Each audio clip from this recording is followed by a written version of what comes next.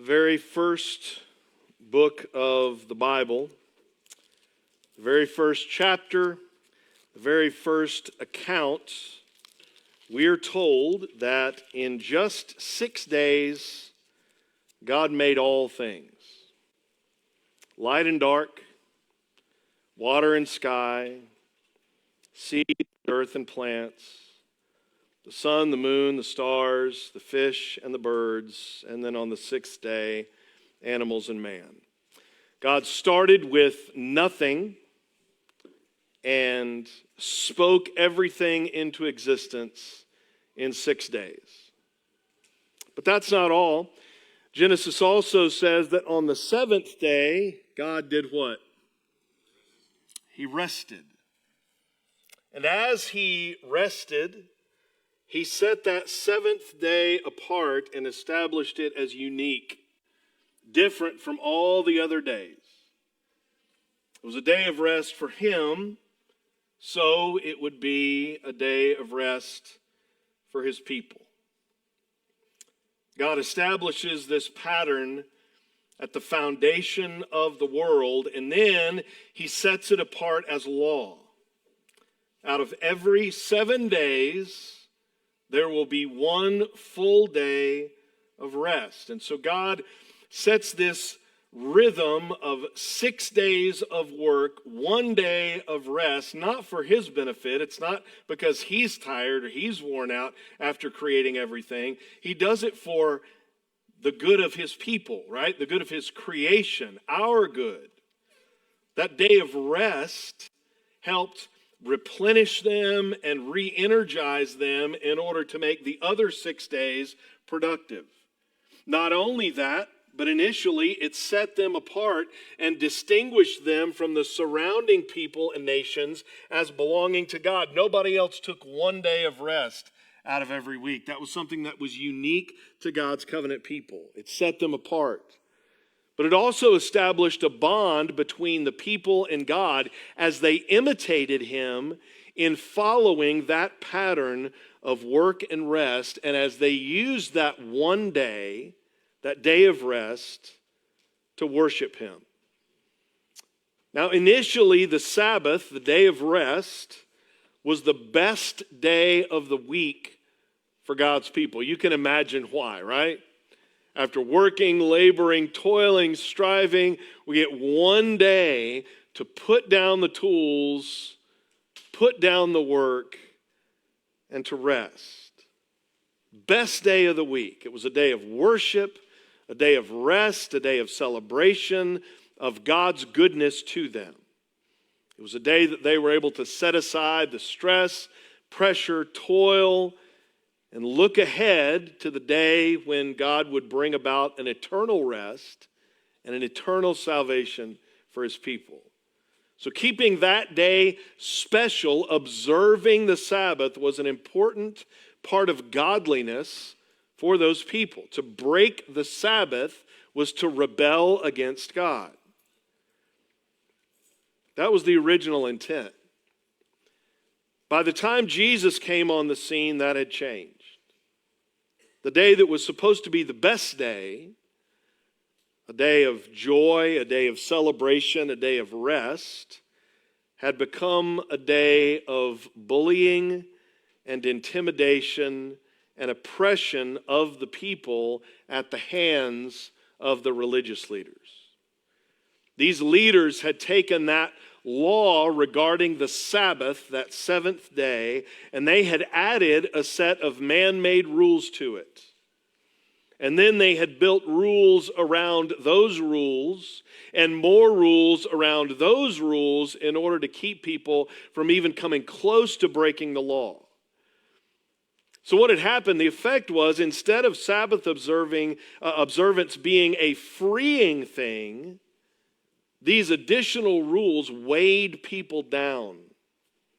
Sabbath observance became tedious, became burdensome.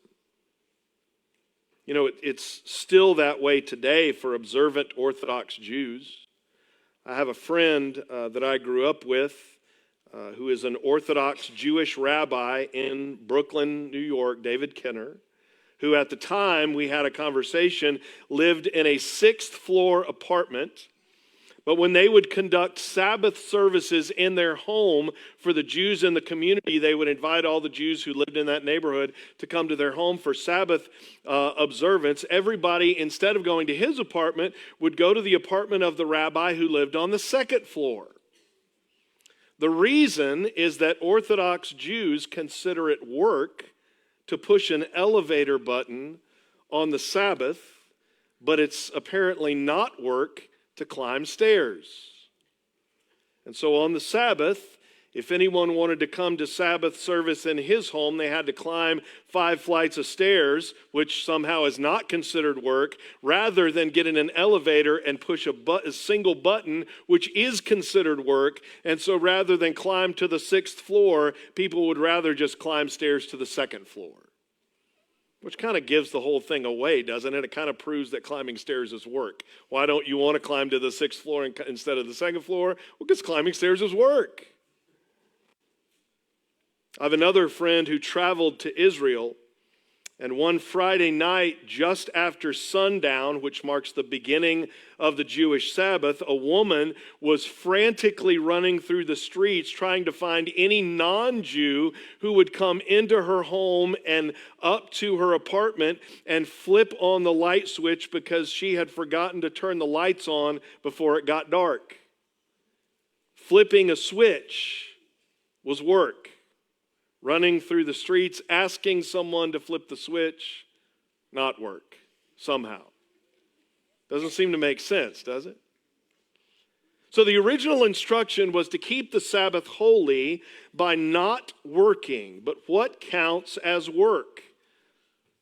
Well, if you ask a Jewish rabbi in Brooklyn, New York, he will tell you pushing an elevator button counts as work. If you ask a lady in Israel on Friday night after the sun goes down, she would say that flipping a light switch is work. In Jesus' day, the Pharisees, those rule makers, rule keepers, rule enforcers, had come up with 39 definitions of work that people were forbidden to do.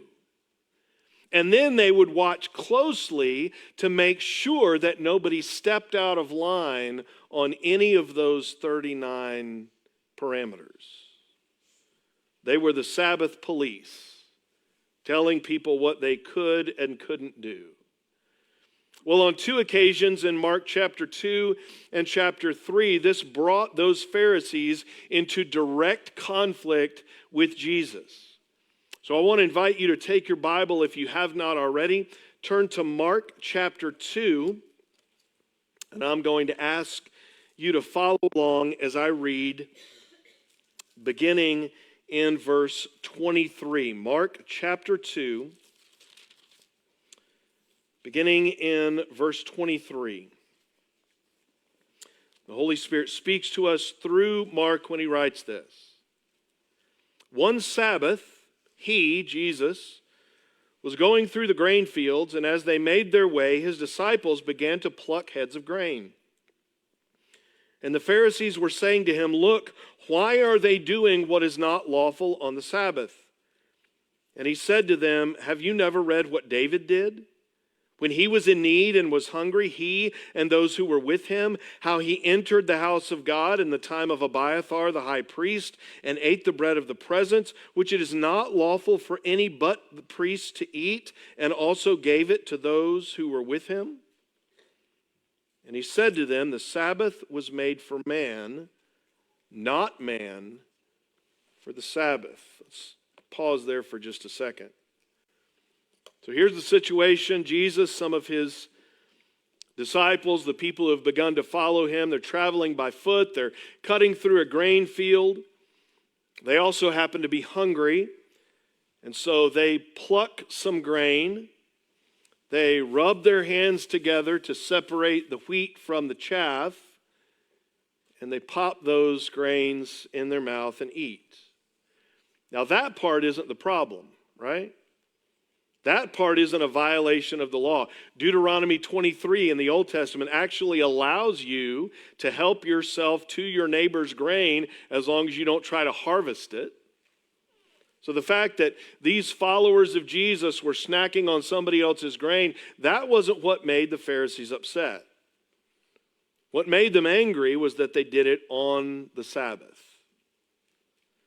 The Sabbath police spotted an infraction, right? Lights and siren.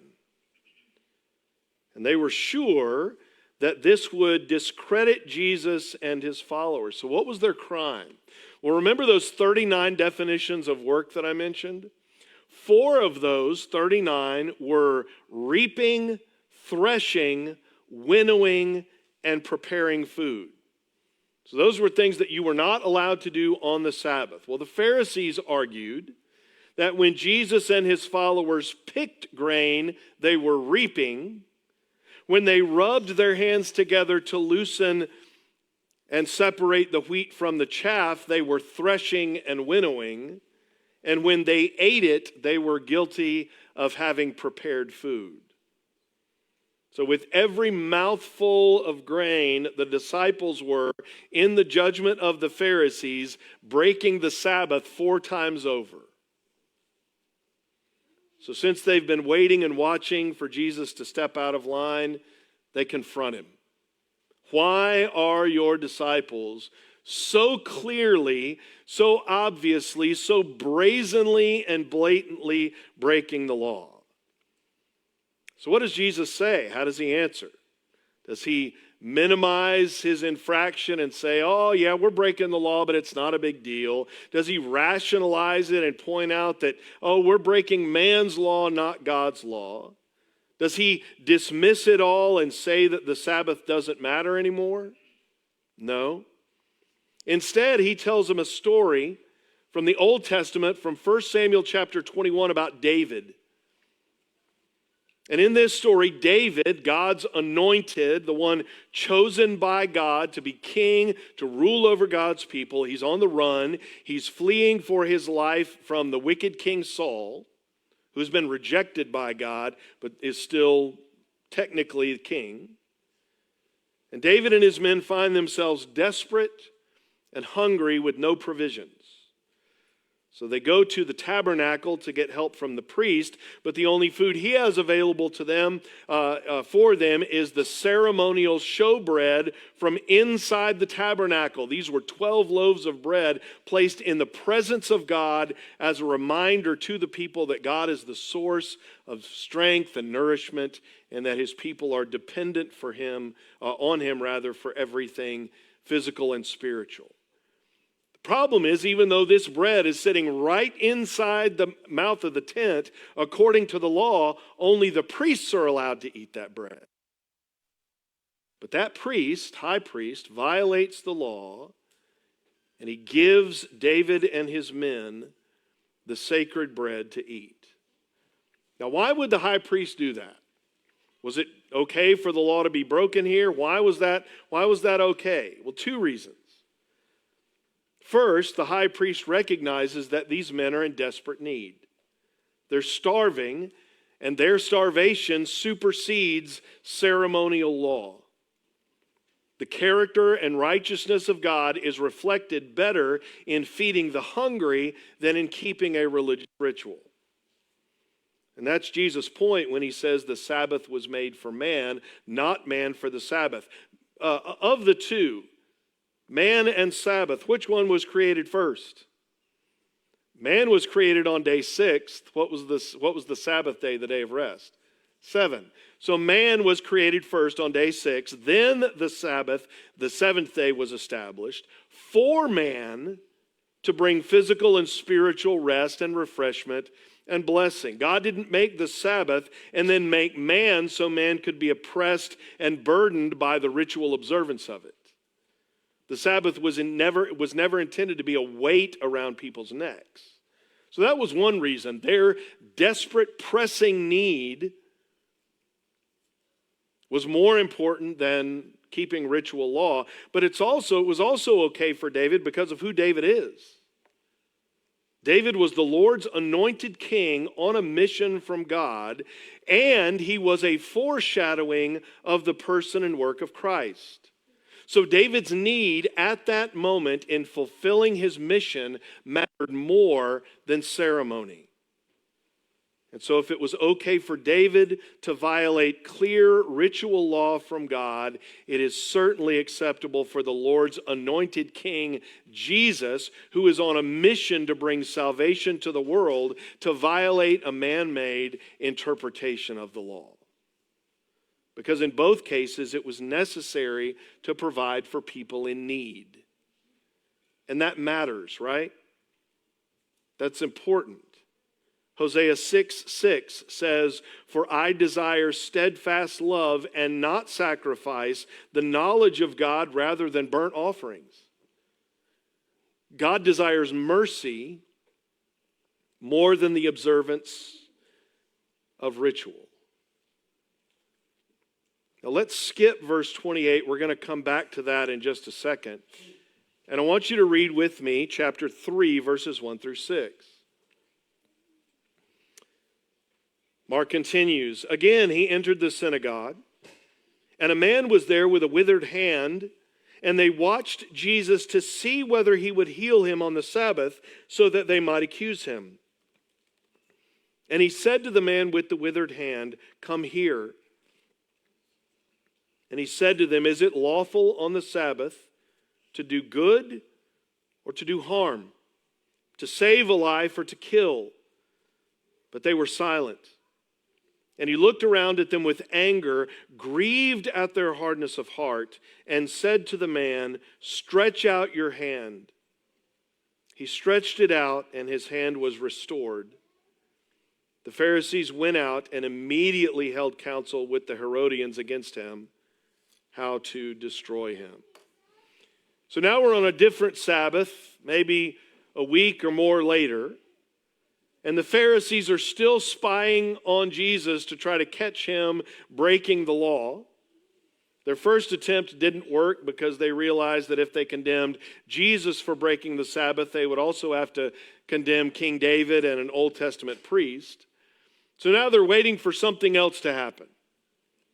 Now you need to know that reaping and threshing and winnowing and preparing food were not the only kinds of work that violated the Sabbath. Medical treatment also fell in that category as well.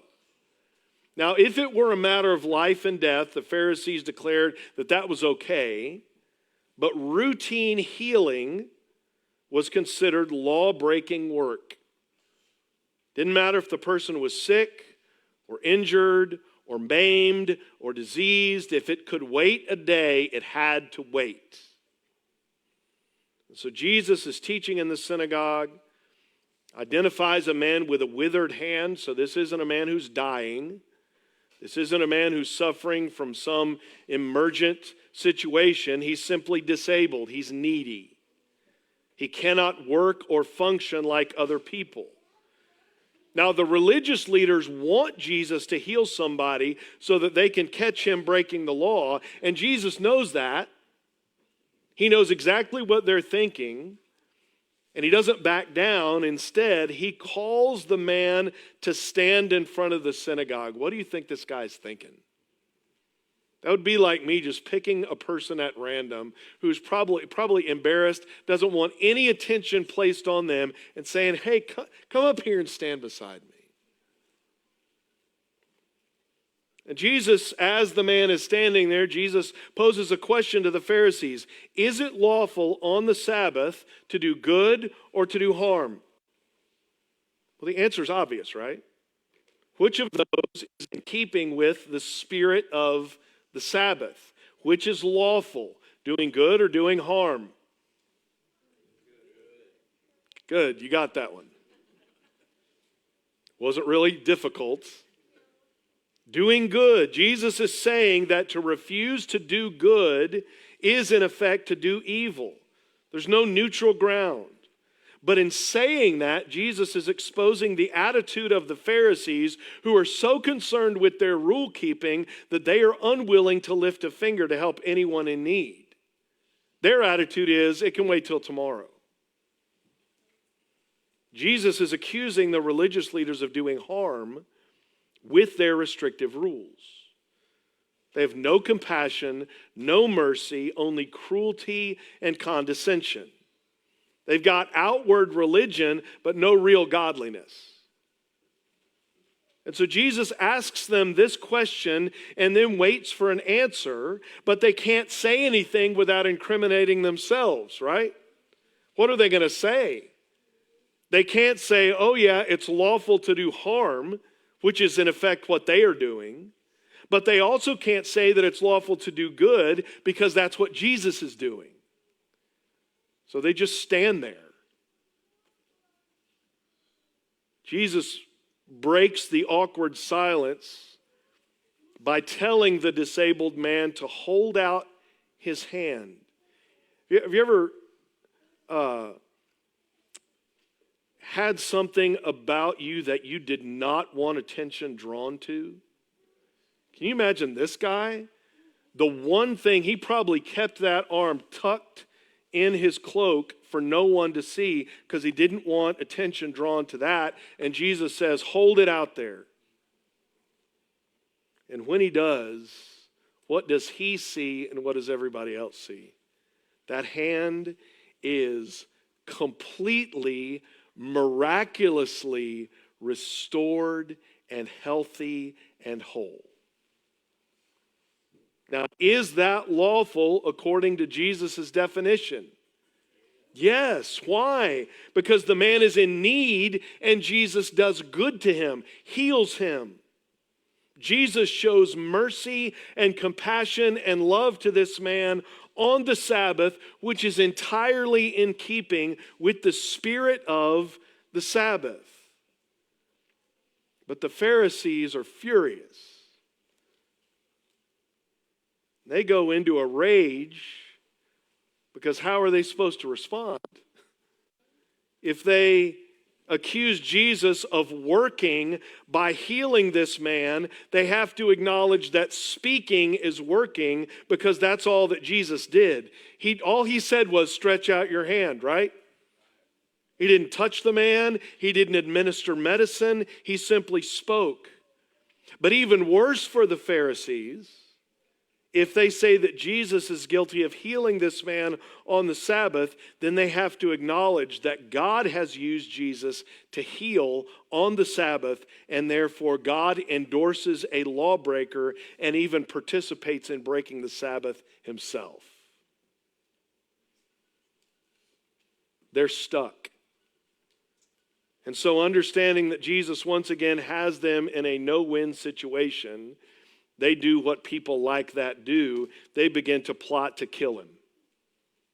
We can't beat this guy. We can't out-argue this guy. We can't get this guy trapped in a corner. So the only other solution is to get rid of him.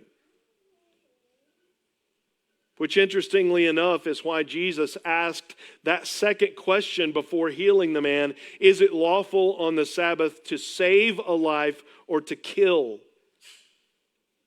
That wasn't about the man with the withered hand. That was about him, right?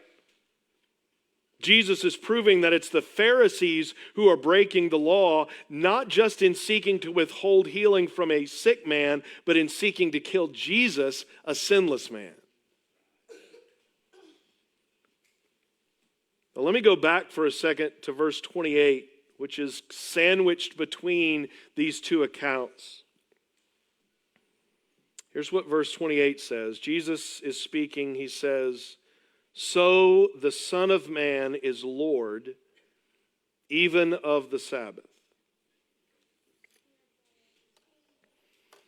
So the surface issue here, we've already seen it twice, is that the religious leaders have a lack of compassion and mercy toward those in need. The hungry disciples, the man with the withered hand. But really, there's something bigger going on here. The remedy for these Pharisees is not just that they need to be nicer or that they need to be more sensitive to the needy. Their main issue is not just a behavior or even an attitude problem. The bigger issue here is that they are rejecting Jesus. And so right in the middle of these two Sabbath accounts, Jesus declares who he is. He says, the Son of Man is Lord even of the Sabbath. It's a new title announcing a new authority.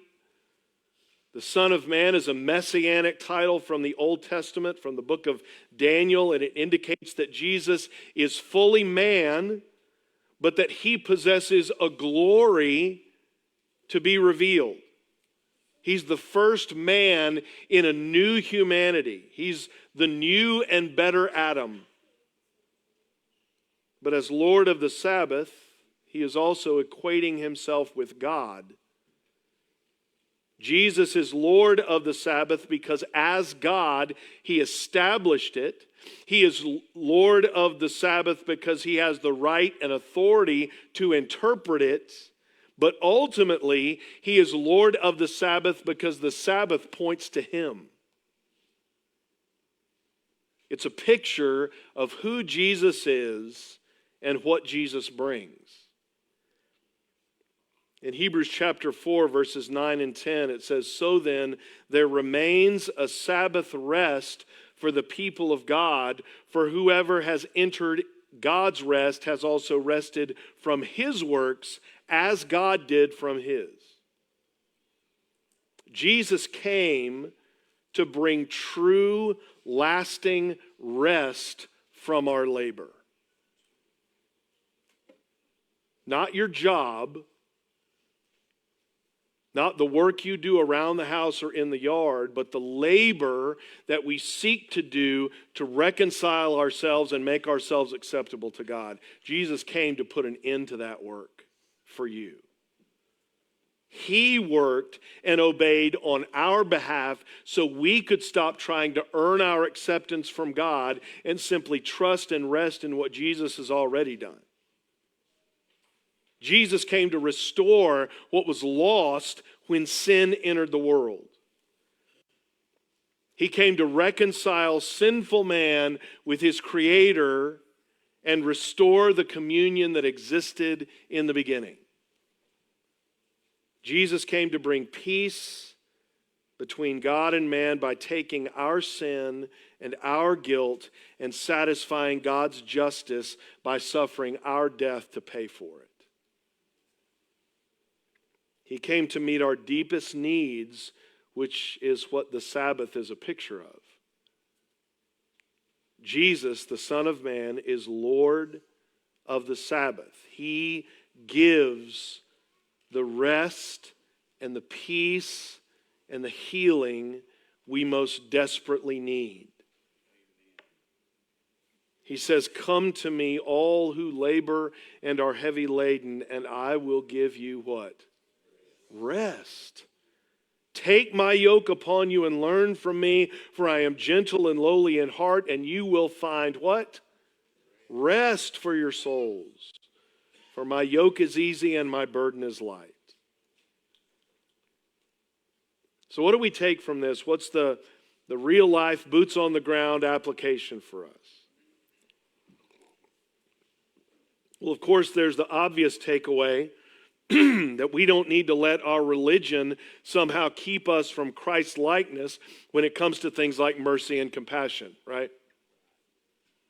The Pharisees were experts at the law, but their real problem wasn't that they were too strict when it came to practicing their religion. Their problem was that they didn't understand the true purpose of the law.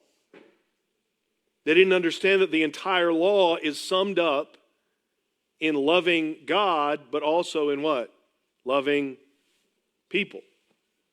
Their issue was a total lack of mercy and compassion. Their religion simply gave them an excuse to treat people unmercifully. If that's what your religion causes you to do, you got a bad religion.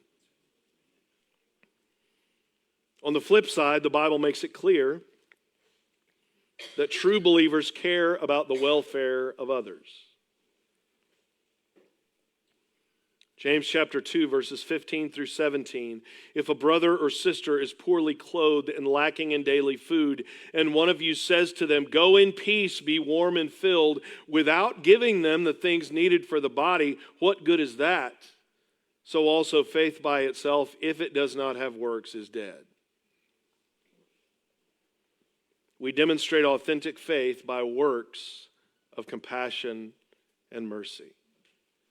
1 John 3, verses 17 and 18 says, "But if anyone has the world's goods and sees his brother in need, yet closes his heart against him, how does God's love abide in him? Little children, let us not love in word or talk, but in deed and in truth." 1 John 4, 20 and 21 says, "If anyone says, 'I love God,' and hates his brother, he's a liar. For he who does not love his brother whom he has seen cannot love God whom he has not seen. And this commandment we have from him, whoever loves God must also love his brother." True believers love. True believers have mercy. True believers show compassion toward those in need, like Jesus did when he allowed his followers to pick and eat grain on the Sabbath. Like Jesus did when he healed a man in the synagogue on the Sabbath. Pastor and theologian Kent Hughes says it this way: "A merciful spirit is a sign of having received mercy, while an unmerciful spirit is a sign of not having experienced mercy. No matter how religious you are, if you do not care about the welfare of others, if you have no concern about the salvation of the lost, you are lost." That means if you claim to be a genuine follower of Jesus, you cannot allow your religion, your politics, your nationality, your race, your background, or your experience to keep you from loving and caring about those in need. And I want you to hear me. I want you to understand this. I'm talking to myself as much as I'm talking to anybody in this room, because I've dropped the ball on this more times than I can count. That includes those in nursing homes. That includes the sick and diseased. That includes refugees and immigrants. That includes the poor. That includes addicts. That includes prisoners. That includes anyone in need, regardless of how they got into that situation and regardless of what you think the best remedy for it is. At the very least, our hearts should break and we should ask ourselves, can I do anything to help? How often have we failed to show mercy to those in need for selfish or political or religious reasons? And maybe the better question is, how many more times will we do it now? Will we choose to be like the Pharisees, or will we choose to be like Jesus? That's the first and most obvious application. If you claim to love Jesus, you need to love people. The second point is this: while we are certainly called to minister mercy in temporal things like food and clothing and shelter, ultimate rest and provision is found in the Lord of the Sabbath. The Gospel of Mark was written to remind us of who Jesus is and what he came to do. And this account is a reminder to us that our highest calling is to enter into the rest provided by Jesus and then show compassion to sinners by calling them to trust Jesus and be forgiven and saved. Tell people that rest and peace with God is not found in their efforts and their religious observance. The blessing of spiritual rest is found in Jesus alone.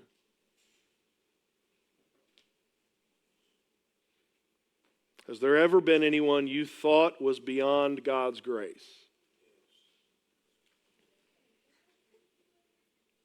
How will you show compassion and mercy to people like that? To people who need it most desperately? How will you show the same mercy and grace that God showed you to others in the same situation. The Lord of the Sabbath desires that we show mercy even as he did. And so my challenge to you this morning is that we would be ambassadors of his rest to a weary, sinful world. Let's pray.